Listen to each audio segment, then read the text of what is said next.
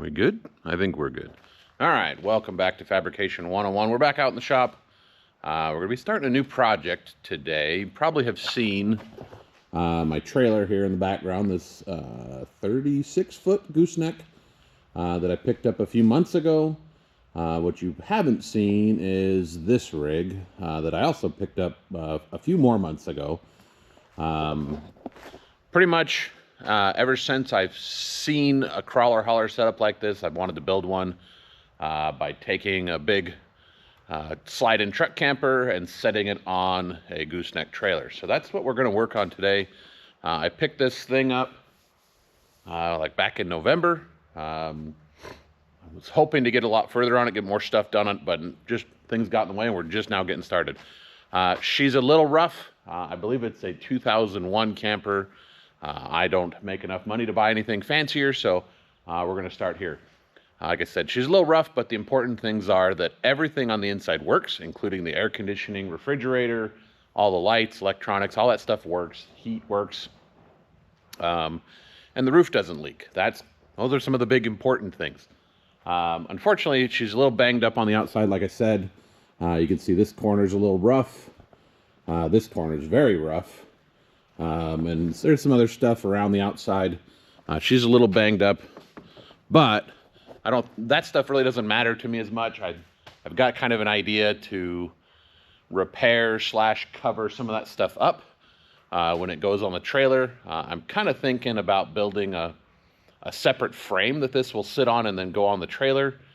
That way, if I ever do need to move it off the trailer, I have a way to get it off a little easier, because right now you'll notice there's no jacks on it. And so that's going to be our first challenge, is to get the big camper off of the truck and get the truck out of the way. Another side note is that the clutch in this truck is dead. So I can't really drive it, but I may have it sold, so I do need to get it off of this truck and get it out. So anyway, to get it off of there, I've got this plan to use up these jacks, or safety under-hoist safety stands from Harbor Freight, as a way to make a temporary stand to hold that thing up while I get the truck out from underneath it. All right, next objective is going to be to build our stands so that we can get the camper off. While I take care of that, check out this little update video on the Bronco. All right, so as far as the new rear suspension, drivetrain, all that stuff goes, everything worked extremely well. I do have a couple updates, a few changes I do want to make. One thing for sure, the Bronco needs a sway bar in the back, which I do have. I just didn't have time to get put in there. That's going to be like the next big project for this thing. I am going to move these, the lower mount to the back hole, and give the shocks a little bit more angle.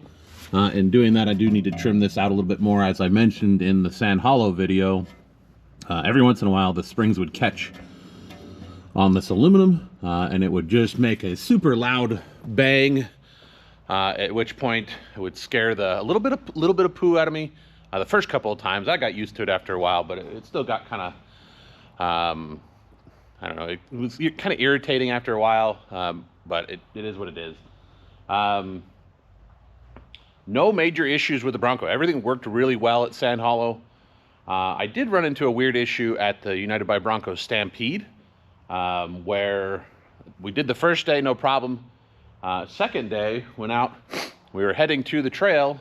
We stopped so some other guys could air down, at which point my rear brakes, I don't know if it was just the rear brakes or all the brakes, would not release. They were locked up.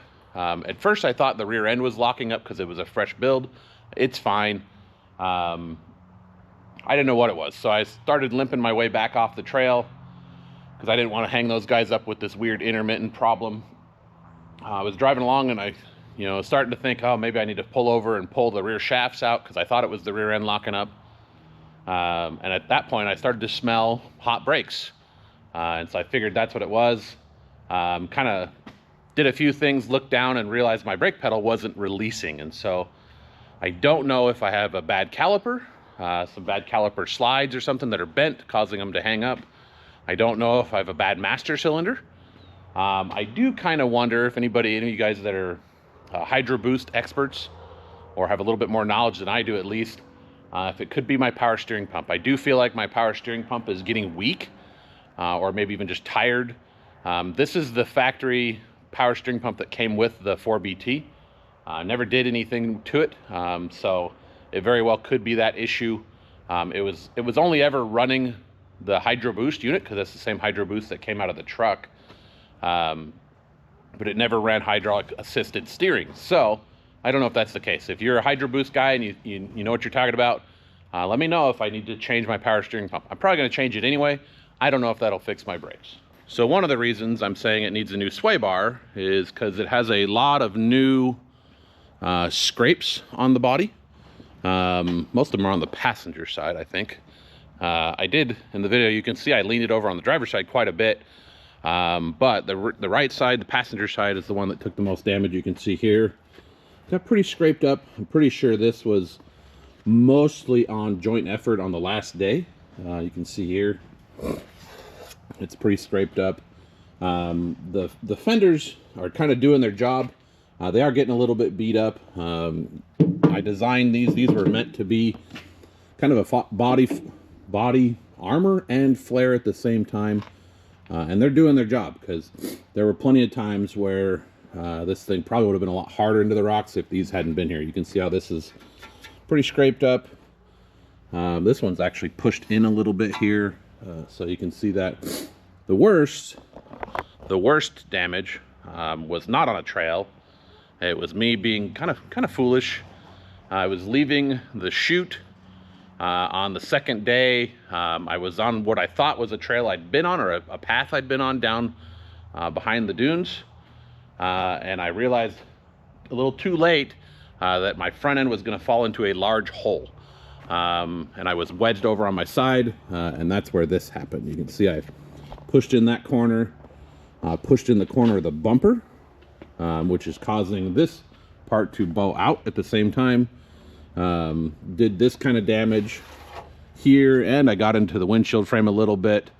But overall, you know, that was pretty minor. I was able to get pulled out of that pretty easily. Nothing major damage wise. The only kind of one weird, I guess it's not really a weird issue I do need to find a solution for right now is when it is on its side, and you saw this in the Sand Hollow video, it leaks fuel pretty badly. And I'm thinking part of it is this cap is not designed for a application where it's going to be on its side. It's a vented cap. So I think one of the things I might try is adding a shim behind this bolt, because it is spring loaded. That should tighten up that seal, but I'm also going to plug up that vent hole and see what that does, because the tank is vented with a proper rollover vent. The other thing I might do is move my filler to the other side and flip the tank around. And that way, when the Bronco leans to the driver's side, that side of the tank will get air. And when it leans the other side, it'll kind of do the opposite. So I think that might be a good solution. Other than that, does anybody know of a, what is that, like a 2-inch rollover valve that I can put in an inline like that? That would work too. Maybe I'll design something like that. So anyway, Bronco worked extremely well for both trips, other than the weird brake issue, which got it home, backed it off the trailer, no problems. Drove it around the yard, drove it around the neighborhood, no problems. So I'm not really sure what happened, if there was a piece of debris in there from when I built it. Who knows? I don't know. We'll see if it happens again. That's the problem with intermittent problems. Stuff that happens periodically. All right, there's the other 3, and before my camera battery dies again, next step is going to be getting them positioned and getting some tube run across, so we can try and get this thing lifted off of the truck. We'll be right back. All right, we got all the stands built. So the plan is going to be to get a piece of square tube and lay it across here. I'm going to have to make a mount for this side because the bracket's missing that the jacks are supposed to mount to. The ones on the other side. And then I'm going to do the same thing on the back. And then we'll pop the turnbuckles off. And hopefully we'll be able to lift this thing off the truck a little bit at a time. All right, well, step 1 is done. It's a little warm out here. It's a lot sketchy. You can see We've got this tube in here. You can probably see that it's got a pretty good bend to it. I don't know if you guys can see that or not. And it's kind of rolling a little bit. The real, I mean, it is, the camper is off in the front. It's up in there. You can't really tell from there, but the real test of the front part will be when I start to lift up the back, which I still haven't quite figured out how I'm going to do that.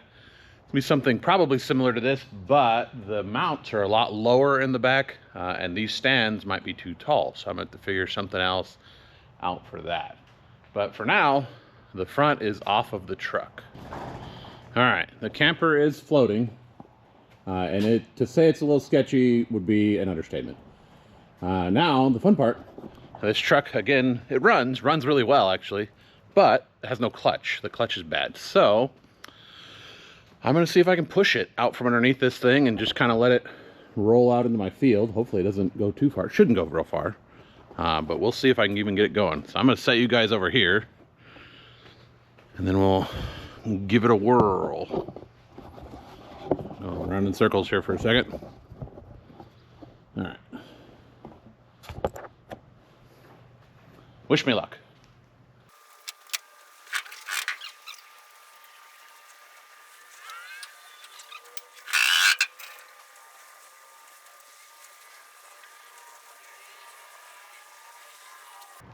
All right, so far everything looks good. I did find a wallet in there, which is kind of cool. Just had a driver's license and an old bank card, but amazingly enough, it belongs to a guy named Andrew who lives in Cornville. Not me, though. I'm Andrew. I live in Cornville. That's kind of ironic, or coincidence? I don't know. Which one's the difference? Anyway, I think we're ready to roll it out a little more and see what happens.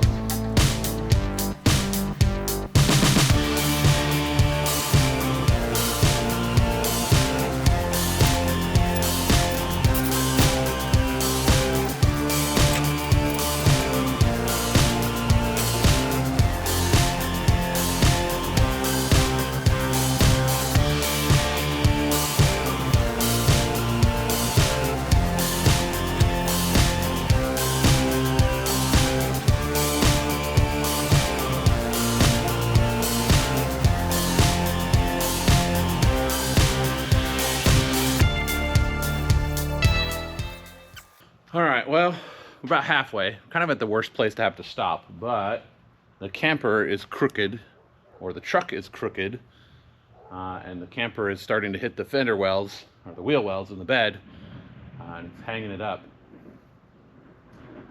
So, I'm not quite sure how I want to deal with this. Might take the jack out from the back, put it on stands, and see if I can just pull the back of the truck over a little bit. That might work.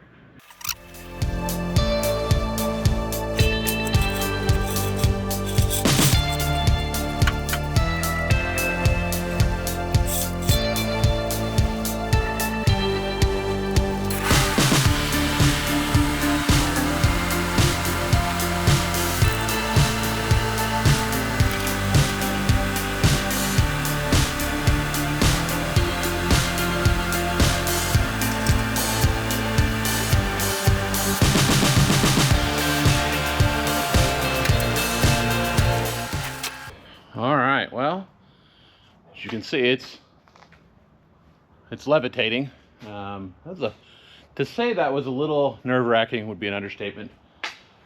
The passenger side of this camper is apparently quite a bit heavier, which kind of surprised me. That's the side the refrigerator's on. So, and actually all the appliances, refrigerator, stove, microwave, everything's on that side. So, kind of doesn't surprise me that that side's a bit heavier. So I think I'm gonna rebrace this thing a little bit before I start monkeying around with it too much, because the last thing I want to do is have this thing fall down. So Anyway, we'll be back in just a minute. All right, it's a new day, new shirt. We're back out in the shop working on the, I don't know what we're gonna call this, the crawler hauler build. I've got it situated a little bit less sketchy than it was, more stable, so I can start laying out the work for this frame. Now, I know a lot of people would build these and just put them right flat on the deck of the trailer. This camper has my black and gray water tanks back there. So I have to build a frame to set it on that's going to account for that, because I don't really want to deal with moving those tanks or trying to relocate them or anything like that. So we're going to build a frame. It's going to add about 10 inches to the height, which is fine, because right now the height between here and the bed of the truck is actually lower than the height of the gooseneck on the trailer, so it needs to go up a little bit anyway. We're still going to be well under, I think we're going to be less than 12.5 feet tall by the time it's done, so we should be fine as far as overpasses and everything like that. I had to spend quite a bit of time figuring out how to measure, because the roof of this camper is crowned and it has an air conditioning unit up there. So you can kind of see my rigged up laser level up there, kind of sitting a little precariously, but it allowed me to get the measurements that I needed so I could figure out the height overall. So with that said, we're going to start by building the frame that's going to go around the bed section, and then start working on some other stuff around it. So enough talking, let's go grab some material.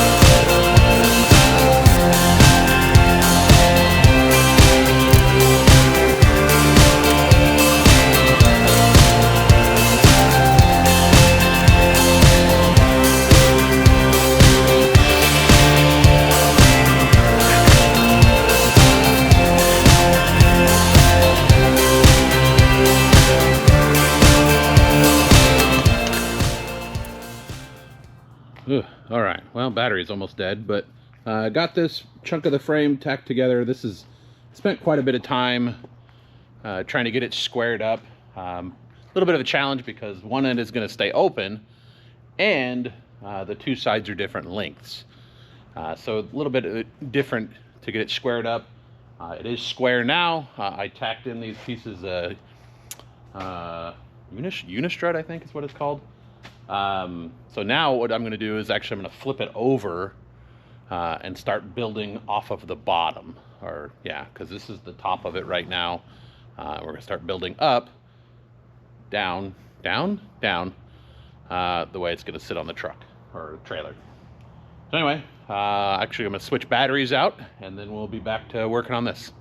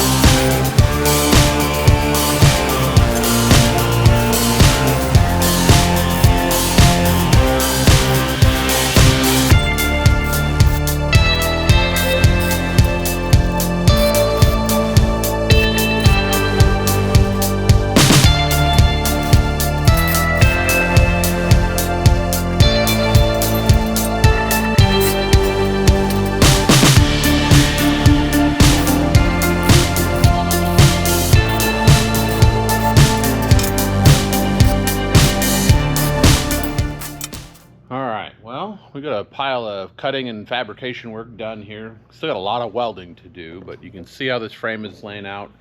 Remember, it's upside down right now, so it'll get flipped over. This is the rail that will sit on the deck of the trailer. So this is the surface. The angle iron that I put in here, the camper is going to sit right into this. At least that's the plan. Hopefully everything fits. Spent a lot of time measuring, double checking, remeasuring, checking, double checking, remeasuring, and still probably don't have everything perfect, but I'm pretty happy with it so far. I am trying to use as much material as I have that's laying around here, and so that's why I have kind of stuff like this, where I've got some extra pieces. This is just a piece of flat in there because it slides under the trailer there, or under the camper. This mainly here is a result of not having enough material, but I did need to put a brace in here anyway, so I kind of just took advantage of that. It's not perfect, but I think it'll do. I'm probably going to go ahead and put a brace in the middle here as well. I'm just trying to keep as much open space underneath it so that I can slide things and use it for storage underneath, but I do think I'm going to go ahead and put a brace there because otherwise this is kind of a little too floppy. I think these end pieces are plenty strong to hold the camper up, but I just want to have that little bit more assurance in there. There will be more to this, but I'm going to put that middle brace in, I think, and then go ahead and weld this piece out. There's going to be some more parts that come out to the edge of the trailer so that I can put storage underneath it and that kind of stuff. I'm just kind of still designing that in my head. If anybody's got any suggestions on things I should try and do, please leave them in the comments below. I'm happy to hear what people think of this thing. So anyway, we're going to get a couple more pieces put in and get some welding done.